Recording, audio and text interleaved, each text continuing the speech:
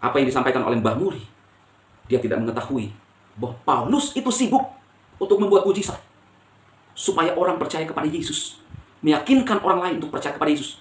Kalau tidak dengan pemberitaan, maka dengan tanda-tanda dan mujizat. Dan saya tidak pernah melihat Paulus sibuk untuk nyinyir pelayanan hamba-hamba Tuhan yang lain.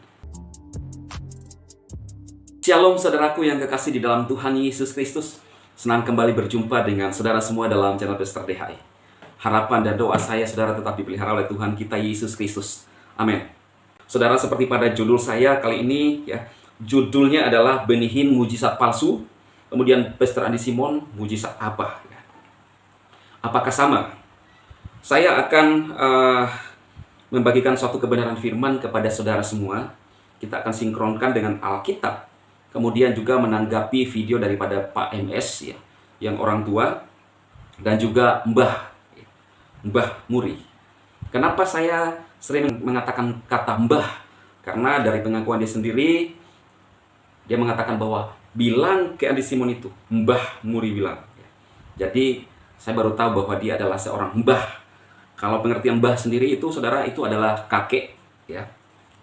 Saya nggak tahu apakah Mbah Muri sudah kakek, atau biasanya juga ketika kita mengenal seseorang mbah itu adalah seseorang yang biasa ada di bawah kaki gunung, ya, seperti itu, atau yang para pesulap, ya. Saya nggak ngerti juga, tapi dia mengatakan bahwa dia adalah mbah, ya. Oke. Nah, saudara, yang menarik adalah apa yang disampaikan oleh kakek, ya, kakek MS. Kalau MS, saya bisa mengatakan bahwa dia adalah kakek karena memang sudah berumur, ya. Dia menyampaikan ayat dari 2 Timotius 2 ayat 14, ya. Saya bacakan kepada saudara semua. Ingatkanlah dan pesankanlah semuanya itu dengan sungguh-sungguh kepada mereka di hadapan Allah. Ini seperti terjemahan baru. Agar jangan mereka bersilat kata, karena hal itu sama sekali tidak berguna, malah mengacaukan yang mendengarnya. Ayat ini dipakai untuk menyindir pelayanan Pak JP dengan Pastor Andi Simon, ya. Dia mengatakan di dalam menit 3:20 detik, ya. Contohnya, Allah Tritunggal itu tidak benar yang disampaikan oleh JT. Kemudian juga kalau berdoa tidak boleh akal budi, harus bahasa roh. Itu dalam menit ke 3:35 detik, itu katanya pengajaran Bapak Andi Simon, ya. Lalu dia tidak terima ketika ada yang mengkritisi mereka ini bahwa mereka dianggap ahli-ahli Taurat oleh pengikut Pastor Andi Simon, dan siapa yang mengangkat mereka menjadi hakim. Nah, itu adalah salah satu judul video saya, ya. Nah, ayat yang digunakan ini adalah ayat suatu surat yang dikirim Rasul Paulus kepada Timotius untuk memimpin sebuah jemaat. Lalu di bagian terakhir ayat itu adalah, dan dengan lemah lembut dapat menuntun orang yang suka melawan, sebab mungkin Tuhan memberi kesempatan kepada mereka untuk bertobat dan memimpin mereka sehingga mereka mengenal kebenaran. Dan dengan demikian mereka menjadi sadar kembali karena terlepas dari jerat iblis yang telah mengikat mereka pada kehendaknya. Nah, sebenarnya ini adalah peringatan Rasul Paulus, nasihat Rasul Paulus kepada Timotius, bagaimana Timotius bisa menasehati jemaat karena mereka ada yang terjerat oleh iblis. Itu di bagian ayat yang terakhir. Bukan ayat ini dipakai seperti yang disampaikan oleh Pak MS, bahwa ajaran itu mengacaukan seperti Tritunggal. Karena pembahasan Tritunggal tidak ada pada zaman itu. Kemudian juga saat itu dikatakan bahasa roh harus berbahasa roh, ya. Paulus mengatakan pada surat-suratnya yang lain bahwa bahasa roh itu penting, dan bahasa roh itu tidak salah. Hanya porsi pemakaiannya dalam ibadah itu bisa lebih diatur. Tidak ada salahnya. Dan juga saya mau tanggapi di sini bahwa saya tidak pernah mendengar Pastor Andi Simon mengatakan bahwa kita harus berbahasa roh, tidak boleh menggunakan akal budi. Nah, ini kalau menurut saya ini asal bicara. Kalau berani mengeluarkan suatu statement, harus ada dasar dan bukti orang itu mengatakan seperti itu. Faktanya ketika saya ada di Balikpapan, Pastor Andi Simon berdoa dengan bahasa akal budi yang dimengerti, bukan bahasa roh. Bahkan dalam penyembuhan Pastor Andi Simon, saya tidak pernah melihat Pastor Andi mengutamakan bahasa roh. Seperti orang buat ritual dulu, nggak pernah. Bahkan bahasa akal budi yang digunakan. Lah, ini adalah suatu pernyataan yang memojokkan orang lain atau hamba-hamba Tuhan yang lain. Ya. Karena kalau tidak berdasar, ini hati-hati. Jangan sembarang mengangkat suatu pernyataan yang memang tidak pernah disampaikan. Kalau saya tidak melihat apa yang disampaikan Pastor Andi Simon, silakan kirim video itu kepada saya. Nah, saya peringatkan kepada MS ini untuk lebih hati-hati. Ya. Nah, kemudian dia mengatakan bahwa jangan saling menfitnah, jangan saling membuli. Ya. Saya mau sampaikan bahwa ini terjadi kalau saya bilang hukum kausalitas, sebab akibat. Mereka yang menyerang pelayanan Pastor Andi Simon, ya, ketika pendukung Pastor Andi Simon yang merasa tertolong, yang merasa diberkati dari pelayanan Pastor Andi, yang merasa terberkati oleh pelayanan Pastor Andi, pada saat menanggapi apa yang disampaikan oleh mereka ini, mereka mengatakan bahwa jangan saling membuli, jangan saling menfitnah. Padahal orang-orang yang merasakan buah dari pelayanan Pastor Andi Simon pasti beranggapan bahwa mereka ini adalah golongan orang Farisi. Kenapa dikatakan demikian? Karena orang Farisi cenderung pada saat Tuhan Yesus melakukan mujizat, penyembuhan, mereka tidak percaya. Bahkan mereka meminta tanda. Meminta tanda artinya dia gak yakin sama sekali. Lalu inilah yang terjadi dengan mereka. Lalu mereka dengan percaya diri mengatakan bahwa mereka belajar pada institut yang terbaik. Sampai saya baru tahu loh kalau Mbah Muri itu adalah seorang S3. Ya. S3, tetapi dia mengatakan seperti ini, yang paling sederhana. Saya tidak pernah melihat murid-murid Tuhan Yesus menggunakan media untuk mujizat. Ini S3 loh yang ngomong. Padahal di dalam Markus 6 ayat 13 jelas dikatakan bahwa murid-murid Tuhan Yesus menggunakan minyak untuk mengolesi orang sakit dan orang itu sembuh. Pada videonya Mbah Muri mengatakan gini, Paulus sibuk memberitakan Injil, bukan sibuk bikin mujizat. Benar, Paulus memberitakan Injil. Artinya apa? Dia memberitakan bahwa Yesus adalah Tuhan.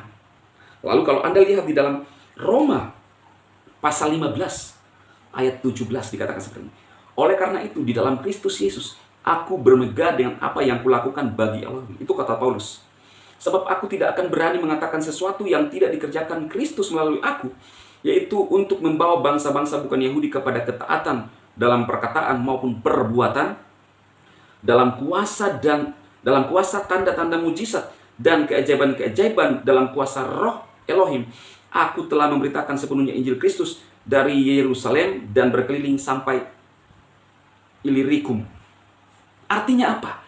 Dengan tanda-tanda dan mujizat, Paulus berkeliling melakukan mujizat.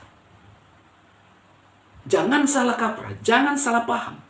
Pemberitaan Injil tidak hanya kita menceritakan tentang Injil, tetapi pemberitaan Injil yang dilakukan oleh Paulus adalah bagaimana meyakinkan orang yang tidak percaya kepada Kristus bisa percaya kepada Yesus. Dan dengan tanda-tanda itu, orang bisa percaya bahwa Yesus itu memang benar. Sekalipun ada juga yang bisa melakukan itu, yang pernah dibahas oleh Mbah Muri, yaitu Simon, yang di Alkitab, yang mencoba melakukan juga tanda-tanda dan mujizat. Tetapi ketika murid-murid yang Tuhan Yesus datang dan melakukan tanda-tanda keajaiban, maka Simon pun takjub kepada pelayanan murid-murid Tuhan Yesus saat itu. Nah, kalau mereka selalu mengatakan, termasuk Pak MS, kakek, bahwa mujizat-mujizat palsu, mereka masih menganggap bahwa apa yang dilakukan oleh Pastor Andi Simon adalah mujizat palsu. Saudaraku, kita tahu, bagaimana kita tahu antara mujizat palsu dan mujizat benar? Mujizat palsu adalah orang melakukan mujizat tidak di dalam nama Yesus. Tidak di dalam nama Yesus. Saudara, ingat gak kisah di dalam Markus 9, ya, ketika seorang murid melihat pelayanan yang bukan di dalam golongan murid. Kita lihat aja di dalam Lukas ya, supaya saudara bisa lihat lebih jelas. Lukas pasal 9. Saudara bisa lihat di dalam Lukas pasal 9 ayat 49. Dikatakan seperti ini. Judulnya adalah seorang yang bukan murid Yesus mengusir setan. Yohanes berkata, "Guru, Kami lihat seorang mengusir setan demi namamu. Mu huruf besar. Demi nama Yesus. Lalu kami cegah orang itu karena ia bukan pengikut kita. Artinya bukan pengikut yang sering mengikuti Tuhan Yesus saat itu. Pada waktu Yesus masih ada dalam dunia. Ayat 50. Yesus berkata kepadanya, jangan kamu cegah, sebab barang siapa tidak melawan kamu, ia ada di pihak kamu. Saudara, jelas bahwa seorang yang mengusir setan demi nama Yesus, bukan pada golongan Tuhan Yesus saat itu, artinya tidak bersama Tuhan Yesus pada saat itu. Muridnya mau mencegah, tetapi Tuhan bilang, jangan cegah. Dia ada bersama dengan kamu. Padahal belum pernah ketemu dengan Tuhan Yesus loh. Artinya apa? Bahkan di dalam Markus 16 dikatakan bahwa tanda-tanda ini akan menyertai orang percaya. Siapa yang percaya dan dibaptis? Orang yang percaya itu siapa? Bisa Anda, bisa saya, bisa yang akan lahir kemudian. Yang penting dia ikut syarat Tuhan Yesus. Kemudian mereka akan mengusir setan demi nama Yesus. Mereka akan meletakkan tangan atas orang sakit dan orang itu akan sembuh. Itu kata Alkitab. Berarti mujizat yang sejati, mujizat yang benar adalah orang yang melakukan kesembuhan di dalam nama Tuhan Yesus. Saudara, saya bertemu dengan Pastor Andi Simon. Mujizat yang dilakukan oleh Pastor Andi Simon. Saudara bisa lihat dari channel-channel. Pastor Andi Simon tidak pernah mengaku bahwa dialah penyembuh, tetapi dia hanya sarana, dia hanya alat Tuhan, dia hanya hamba Tuhan yang mendoakan orang di dalam nama Yesus dan orang itu sembuh. Artinya apa? Firman Tuhan jelas bahwa pelayanan Pastor Andi Simon adalah pelayanan yang sesuai dengan kehendak Tuhan. Pelayanan, kalau saya bilang kerasulan akhir ini, akhir zaman ini. Dan itu dilakukan di dalam nama Yesus. Artinya asli dari Tuhan. Yang saya heran, S3, S2, S3, ini tidak bisa membedakan pelayanan yang asli dan yang palsu. Saya mau sampaikan bahwa pelayanan yang palsu itu adalah, kesembuhan yang palsu itu, mujizat yang palsu itu adalah dari setan. Dan saudara, saya mau sampaikan satu hal yang prinsip. Jangan sembarang tumpang tangan atau ditumpang tangan oleh orang yang kita tidak kenal. Karena itu sangat besar. Apa yang kita ucapkan, lalu kemudian ada tindakan, itu akan transfer kepada saudara semua. Karena itu, Anda harus melihat hamba-hamba Tuhan yang benar yang diurapi.